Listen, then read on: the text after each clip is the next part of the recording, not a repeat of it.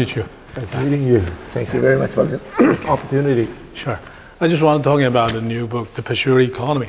Okay. I think you show great ambitions to describe the whole economy. You just combine the trend with the cycle. So you just describe the three stages. Right. And you just promoted the concept of the pursuit economy. So what's your definition of this concept, and what's the difference between the traditional one? Well, first of all, let me get back to the basics. Mm-hmm. How does the economy grow? We measure economic growth by the amount of expenditures. Yeah. What that means is that someone has to be spending more than he is earning for economy to grow. Right? If everybody's spending exactly his income, GDP will be stable but won't grow. For the GDP to grow, someone in the economy has to spend more than what he's earning. Mm-hmm. What makes the person spend more than what he's earning? Well, there has to be that means borrowing is required. Yeah. But for persons to borrow money, there has to be good reasons for it. Mm-hmm. And that this project that this person is borrowing money for makes lots of money. Mm. So that's my fundamental starting point in terms of economic growth, that there has to be money-making opportunities for people to want to borrow money.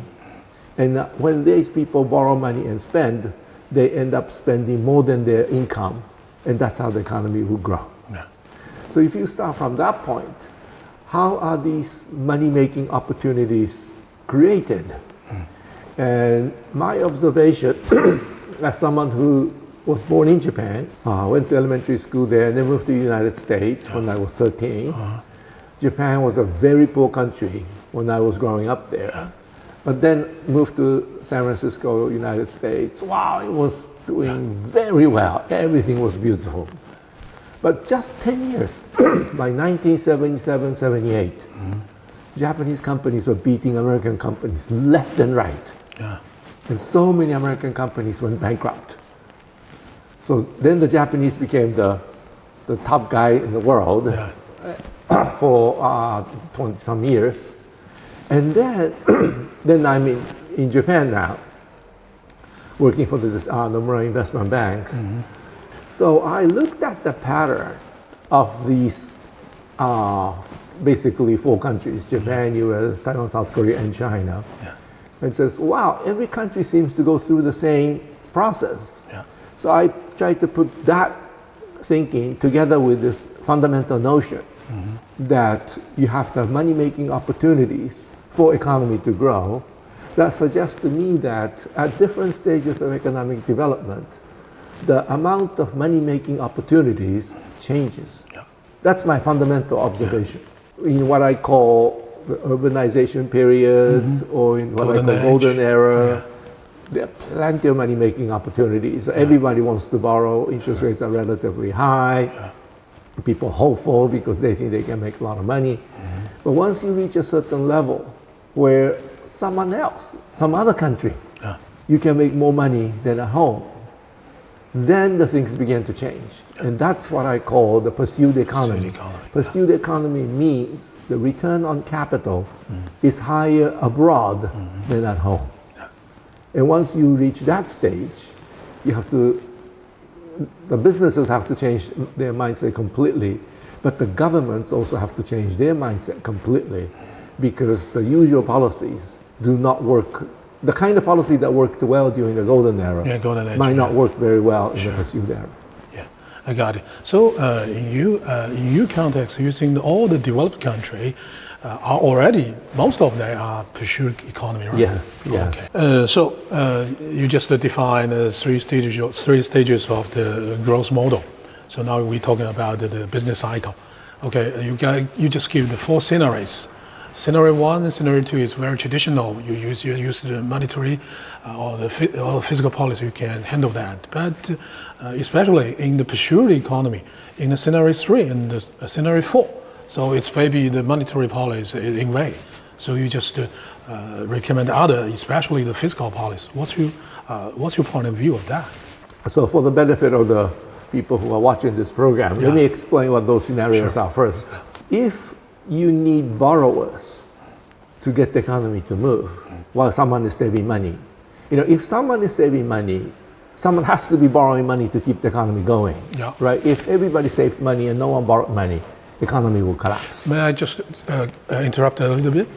Because you're saying that there must be saving, then there will be borrowing. They happen simultaneously. But there's a new skill of the money printing. For example, most of the treasury bill or notes just purchased by the central bank. So how you describe that situation? Can I answer that question later? Sure. Because it comes back in. Yeah. Okay. But I have to explain the fundamentals first. So if someone is saving money, someone has to be borrowing money. Sure. And people like us in the financial sector will take the money from the savers and give it to someone who can use it to make sure that all the saved funds are borrowed and spent. And when there are too many borrowers, interest rates are raised by the central bank. Too few borrowers, interest rates are lowered by the central bank to make sure all the saved funds are borrowed and spent. That's the usual economy. That's what I call textbook economy. So in that case, there is plenty of borrowers, plenty of lenders. And that's what I call case one. Case one. Case two is that there are plenty of borrowers, but not many lenders. And this can happen when the central bank is tightening monetary policy to fight inflation. And that's what we are seeing in some advanced countries today. In the 1970s, maybe. In the 70s especially. That part we learn a lot in our schools. Case one and case two. But occasionally, borrowers disappear, even with zero interest rates. And when that happens, we enter what I call case three. And in that case, central bank bring rates down to almost zero. Still, there are no borrowers. And there are two possibilities for that. One is what I call balance sheet recession. And the other is the pursued economy situation. And the fourth case, that both borrowers and lenders disappear, that happens when you have a major collapse in a bubble. Financial crisis. So banks are hurt because they cannot collect the loans that they extended. And the borrowers are hurt because they were in a bubble. Asset prices collapse, all your liabilities are still there, your balance sheet's underwater, so they cannot borrow. So these are the four cases that I talk about. And pursued economy is in the case three. Case three means that even though there are plenty of savers, not enough borrowers. And not enough borrowers because it makes more sense to invest outside the country than inside the country. So if a Japanese company realize that it's cheaper to build a factory in Vietnam than in Japan, they will be borrowing money in Vietnam to do the investments. So even though this company is maximizing profits, no balance sheet problems, if you look at their domestic operation alone, they're not borrowing money in Japan. Because what they need is a Vietnamese currency, not the Japanese yen. But when you have companies not borrowing money, but the household sector, household sector is still saving money, so household sector behavior hasn't changed. But the corporate sector behavior changes dramatically once you enter a different stage. Then you get into this pursued economy problems. And the policymakers will have to adjust to this because the private sector is not borrowing money, government might have to borrow money as a borrower of last resort to make sure the economy moves forward. So I think you recommended the very positive, the fiscal policy to help the economy go outside from the case three, right? Yes.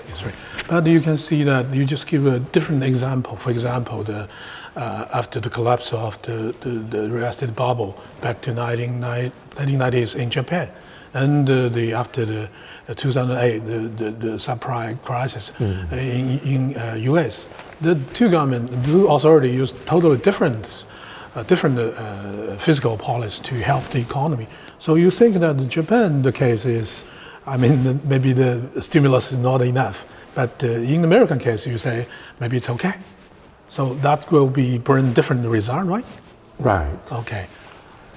In the Japanese case, when the bubble burst and the economy started weakening, nobody knew, not even myself, had any idea what was happening. because the concept of balance sheet recession was not invented at that point. You invented it. Yeah, I invented it, and that was around 1997. Yeah. So we lost 7 years not knowing what's going on. Yeah. Bank of Japan brought interest rates up to zero, nothing happens. Central government did some fiscal stimulus, but no Keynesian pump priming. Yeah.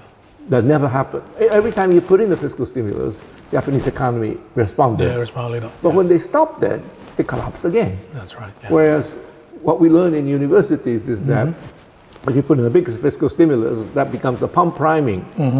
And even after government removes the fiscal stimulus, economy will continue to grow, right? That's the Keynesian pump priming.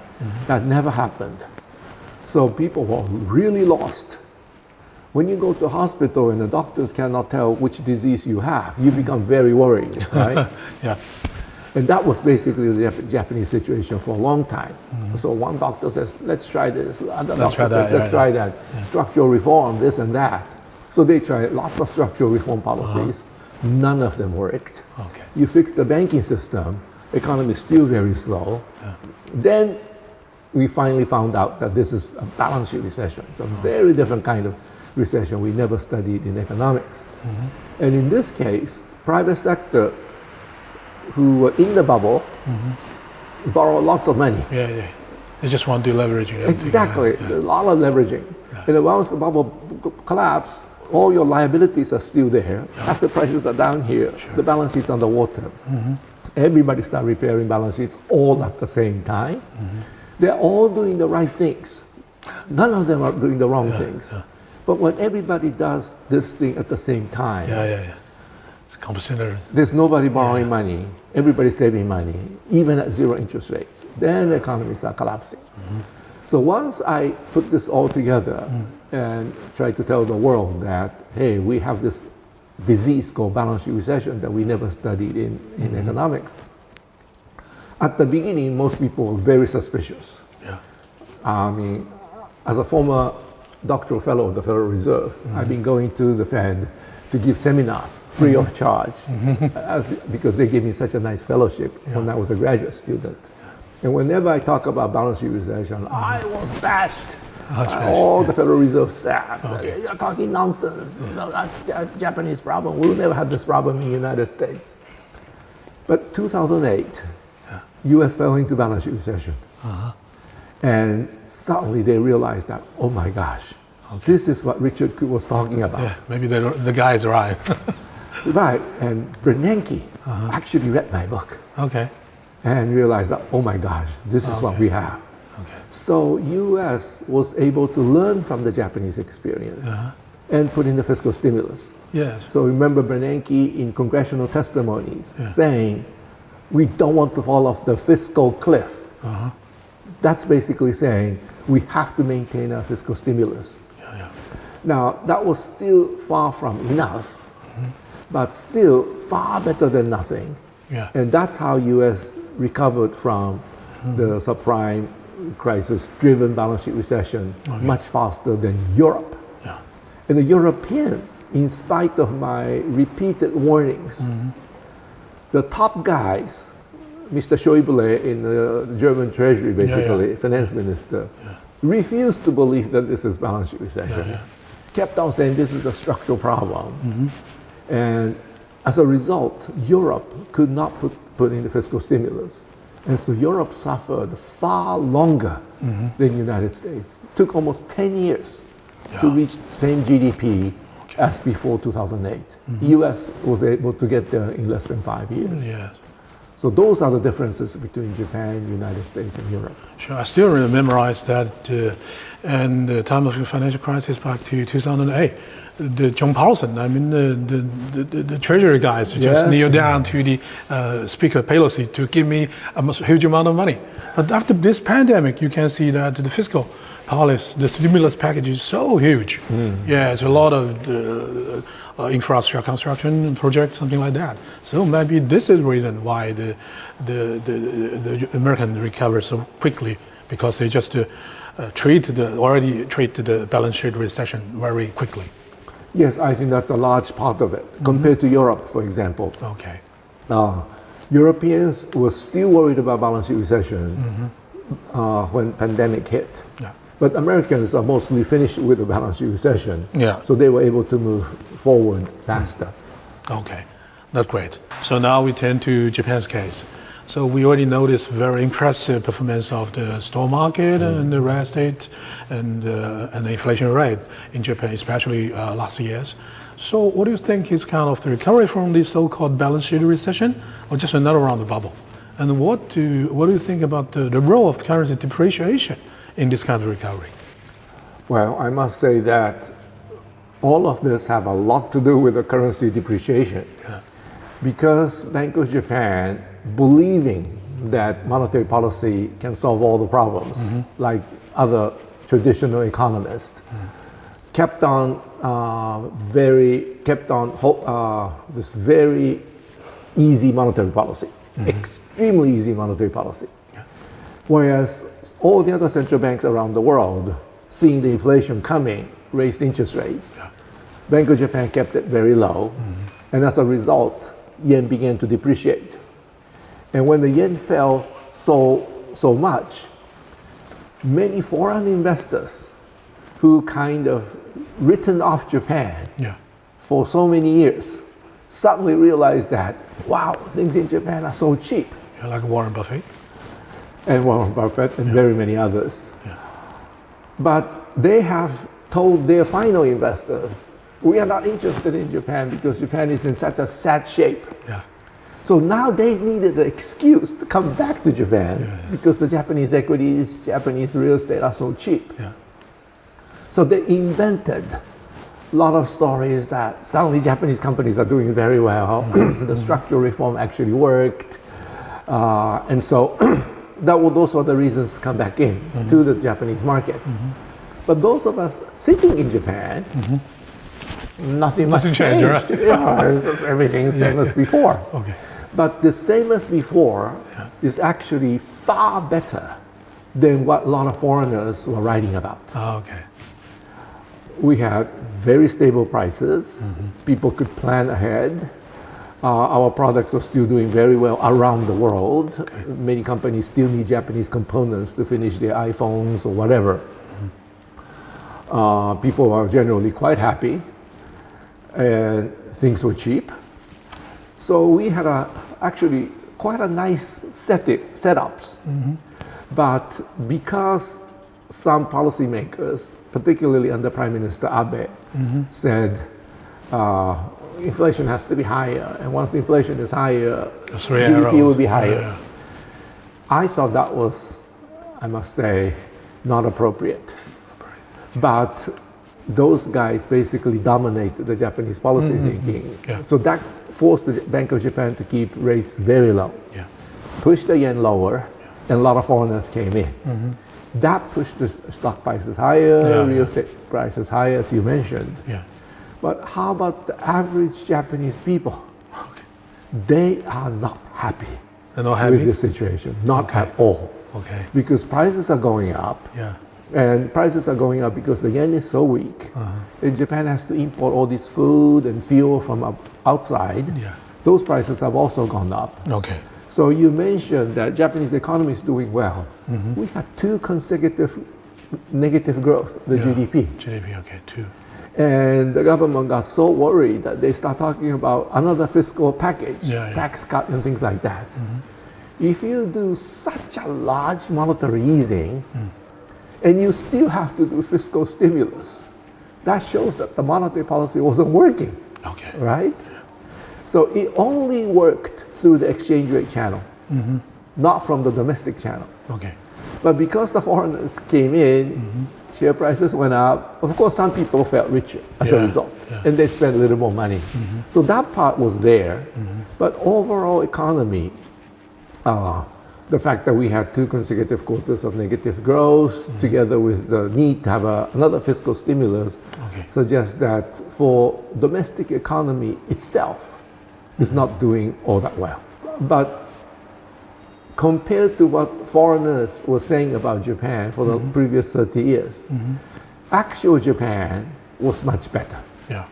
I mean, if Japan was as bad as how those foreigners describe Japan to be, I will be the first one to have left Japan. Okay. But the fact that I stayed is because I could see that everything's still working, streets are clean, trains are on time, everybody's doing all the things that they're supposed to be doing. Okay. It was actually a quite good life for most people. Okay. And now, with the prices going up and people are getting worried, and if you have an aging society, you don't want to have an inflation. Yeah. Because people really get worried. Yeah. Because their income is already fixed. Sure. And so I hope Bank of Japan will come to its senses and normalize monetary policy. Normalize. Okay. That may hurt a few things, but overall, I think that's where we should be going. Okay. So just add a little more questions. You know, maybe the Fed will be lowering the interest rate maybe once or time in this year. So what do you forecast about the Japanese yen's depreciation or appreciation? Well, finally, even Japanese government began to worry that the yen has fallen too far. Okay. So Japan sent people to the United States to talk about the weakness of the yen. This didn't happen before, right? Yeah. So now, finally, even Japanese government, even Bank of Japan are worried that the yen has fallen far too much. Now that the U.S. is, now that the Japanese government is moving to fix the exchange rate, and on the U.S. side too, this is an entirely U.S. part of the picture, but President Biden should be worried about U.S. dollar being too strong. Too strong, yeah. That's the key reason why Trump won 2016 presidential election. 2016. Okay. 2016, the dollar was so strong that there was a call for protectionism all over the United States. And Trump realized that there's a lot of people very unhappy with the strong dollar. And that's how Trump suddenly became such an important candidate. Okay. And once Trump started talking about protectionism, Hillary Clinton, the Democratic candidate, had to talk about protectionism also. Okay. So that's 2016. Yeah. Today, the dollar is also very strong. So, yeah. So the Democrats, Biden, those people should be worried that we may end up repeating the mistake of 2016. Trump come back again, Then Trump will come back again. Yeah. And so now that inflation rate in the United States is coming down a bit, not sufficiently in my view, but it's coming down, more people should be worried about the strength of the dollar, not to repeat the mistake they made in 2016. Okay. That's so interesting. Then the U.S. and Japan, the interests are coming closer together. Yeah. So the character will be reversed or something, At some point, Yeah. Okay. So you're just talking about the back of the chart. So we just were talking about what's your perspective on the competition and the cooperation between the pursued economy and the other catching up economy in current globalization situation? There is any, of course, there's a lot of competition. So there is any kind of cooperation between these two categories of economies? Pursued economies have to realize that they are pursued. And they have to take appropriate actions. Because if they don't, protectionism will become increasingly more prominent in the advanced countries. And that will hurt the developing countries because they are trying to export to the advanced countries. And if advanced countries all start running toward protectionism, that's not good for the global world. And so both pursued economies as well as the pursuing economies have to be careful with the exchange rate. Exchange rate, okay. If the exchange rate is allowed to go too far in the wrong direction meaning the direction that will enlarge trade imbalances. So for now, for the United States, that would be strong dollar. If that is allowed, and all these reaction within the U.S., the labor force, workers start going for protectionism, then that will affect all the people who are exporting to the U.S. market, right? So both sides will have to be very careful.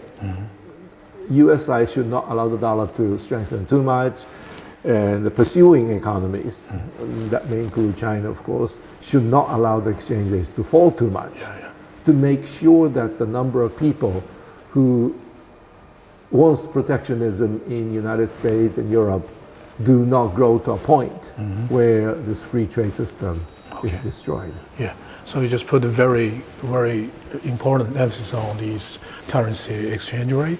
But another measure, for example, you just maybe recommend strategy A to the pursuing economy, and recommended the strategy B to the pursuing economy. It's different.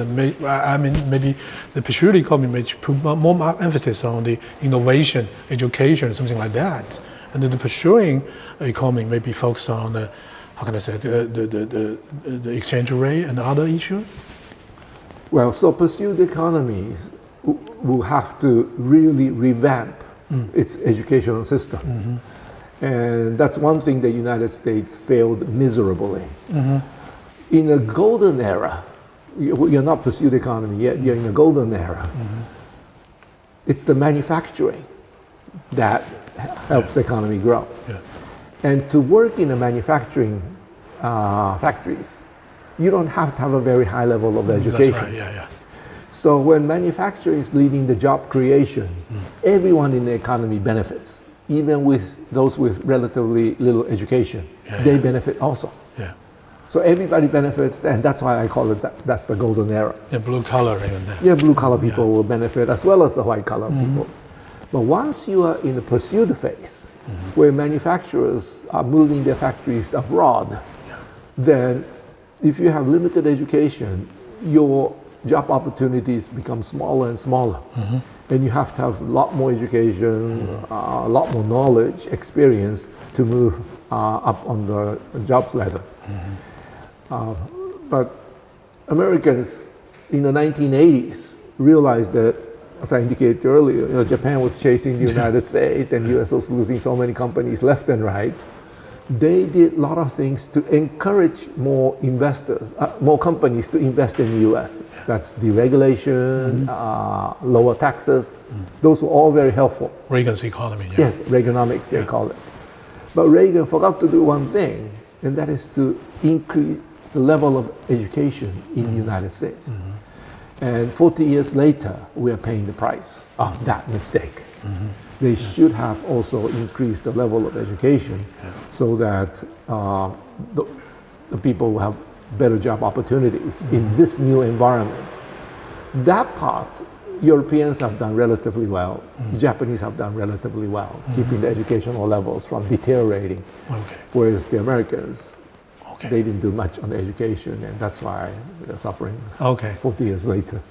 I got it. Now we turn to China's case, because the book just for most of the reader will be in China. So they just wonder what will happen in China.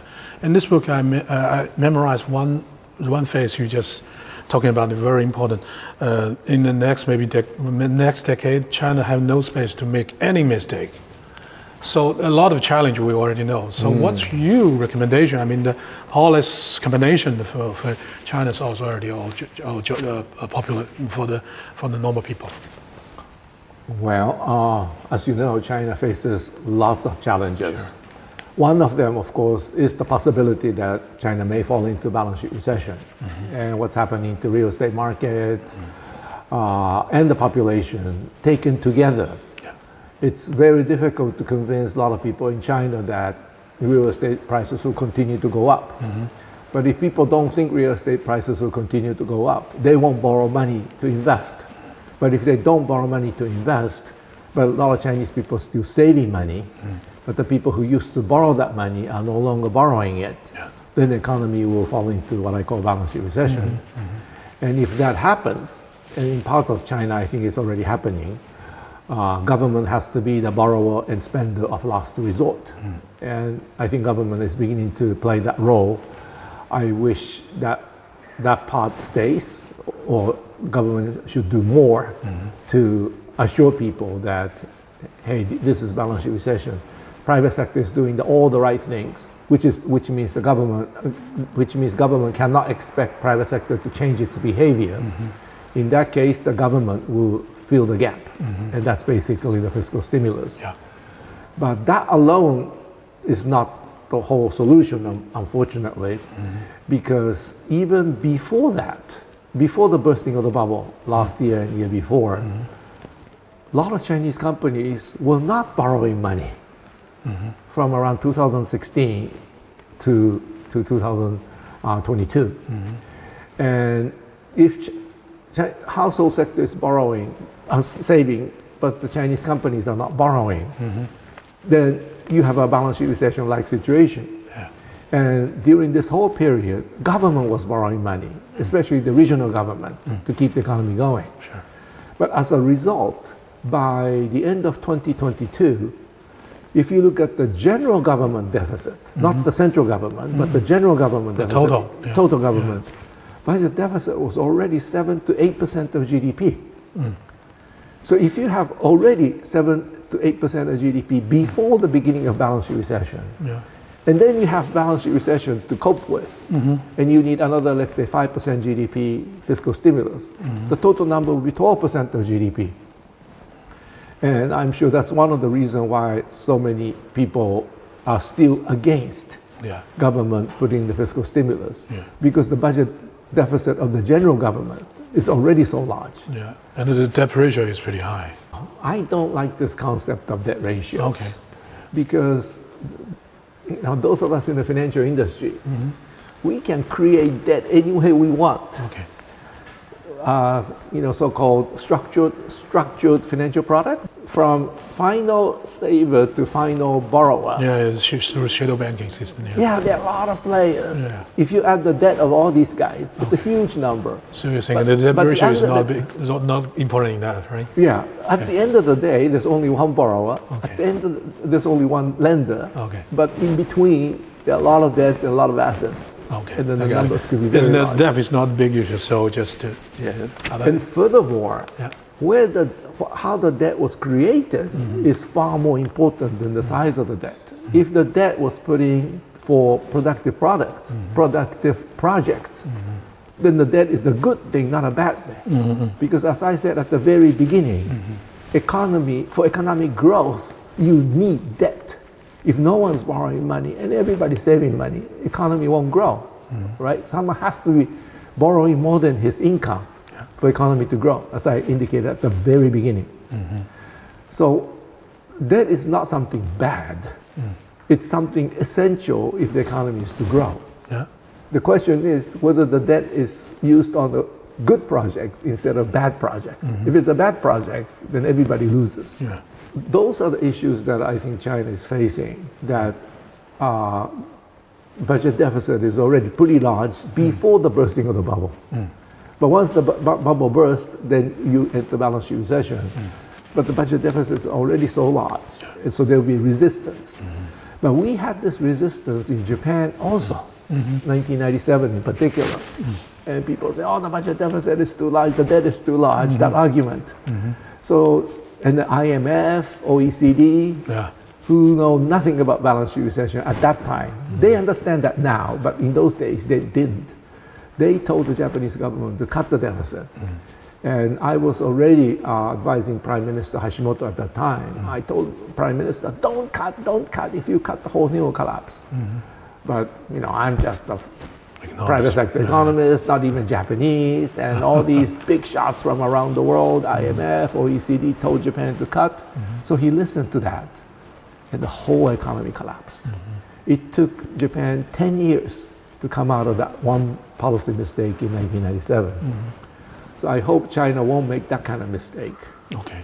And whether there's enough savings to finance the debt, you look at interest rates, not the size of the debt. If there are a lot of savers, but private sector is not borrowing money, they have to lend to the government. And that's why in a balance sheet recession, one of the key characteristics of balance sheet recession is that government bond yields come down to these very low levels. And China's 10-year bond, 2.4%, which means the government, private sector wants government to borrow. Please don't listen to these people who talk about large debt. You listen to the market. If the market says, 10-year government bond, we are willing to lend it at 2.4%. 2.4% for a country like this is ridiculously low, right? It should be like 5 or 6%. Why is it 2.4? Because people, too much savings relative to the debt. Yeah, I got you. But China actually we launched another round of physical stimulus. For example, back to the Southeast Asia financial crisis, we just used a large amount of money to build the highway system. After the 2008, yes. we just launched the high-speed train system. Yes. Yeah. Nowadays, maybe EV. Now, this new round will be, we call it the low-altitude aircraft and the transportation system. So maybe another round kind of stimulus already on the way. So you don't think it's still enough for the whole economy? Well, if that depends on what the private sector is doing, right? If private sector is really not borrowing money, but the household sector still saving money, and that all the indications indicate that Chinese household sector is still saving a lot of money. So someone has to borrow this thing to keep the economy going.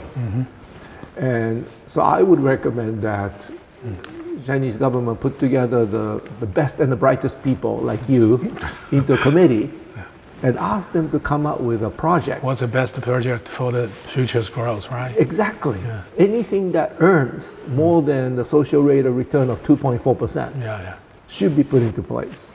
2.4 because of the government bond yield is 2.4. And if those projects earn social rate of return higher than 2.4, this will not become the burden on future taxpayers, right? Because this is self-financing. And so if you bring smart people in China like yourselves together and discuss, okay, this project will earn 2.4, this project is only 1.2, let's not do it. That's the kind of discussions I think this country needs. That's good advice. When talking about the economic study itself, I just read the book. You just you recommend something, the pure technical, the math, something math heavy. Okay, just a concept and a lot of math formula, something like that. You just put on to the real economy, which was ask a lot of normal people to ask why and study from the very beginning. And we are economists. We know the only data we can get is from the history. From the many history, from the UK, from the Japan, from America. So what's you currently researching project, or would you have any view or prediction on the future trend in economic studies? Well, we can talk about this for another 1 hour. Okay. Trying to describe economy with the mathematical models, I don't know how much of that you do. Yeah. It's a very roundabout way of getting to the problem. It's a physical way, actually. Physicist way. Yeah, the physicist. And the physicist can do that because the moon does not change its direction. Yeah. You can predict exactly where the moon is going to be 2,000 years from now. Right. But the humans change their behavior all the time, every minute. Yeah. After hearing my talk, you may change your behavior. After hearing your talk, I might change my behavior. These things happen all the time. To try to describe this mathematically, in my view, is completely insane. It's insane, as you said. Yeah.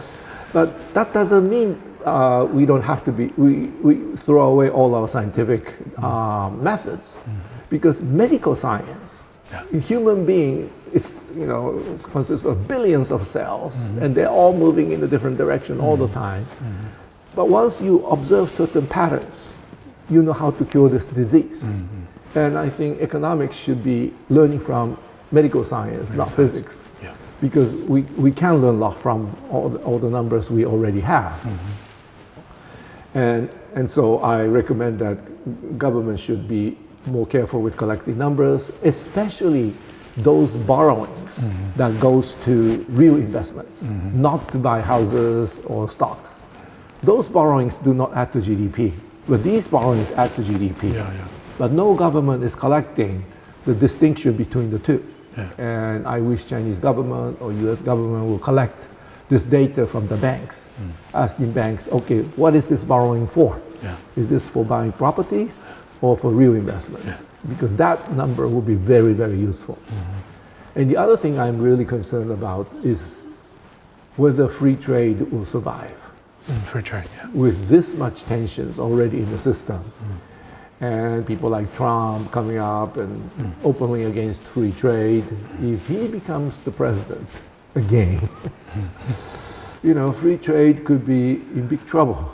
And that is not what we like to see.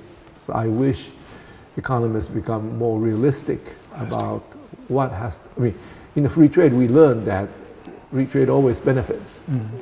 Free trade creates both winners and losers in the same economy. But the gain of the winners are always greater than the loss of the losers. So the economy together should benefit. But no one told us in universities that for that conclusion to be true, the trade must be in balance or in surplus. If the trade is in deficit, the number of losers continue to grow. And U.S. had a deficit for over 40 years. So how do you expect U.S. to continue free trade when so many people in the United States think that they are losers of free trade?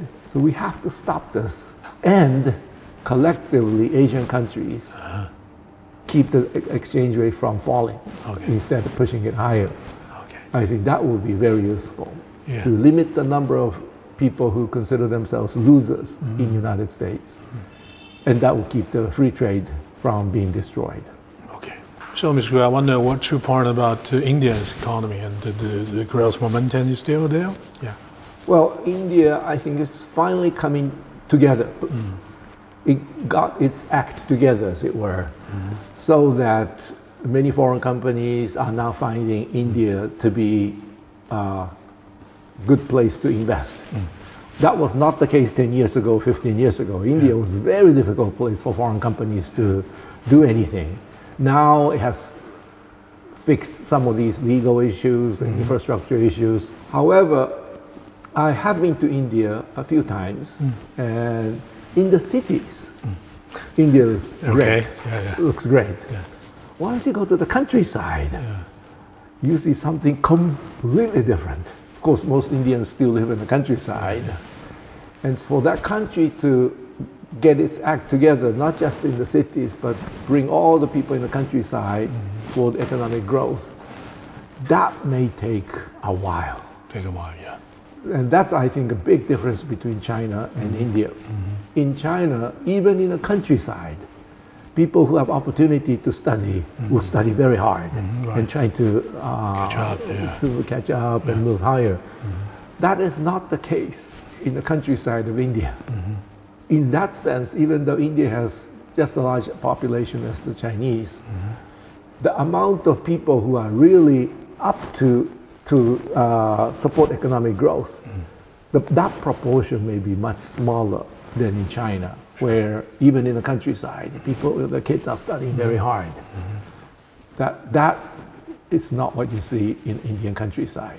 So my guess is that, yes, India will continue to do well, but it's going to be a while before it will come anywhere near where China is today. Okay, thank you so much. It's a great conversation. It's given me a lot of hints and I learned a lot insight from you too. into the economy. Okay, thank you so much. Thank you. Hope to see you again. You too, yes.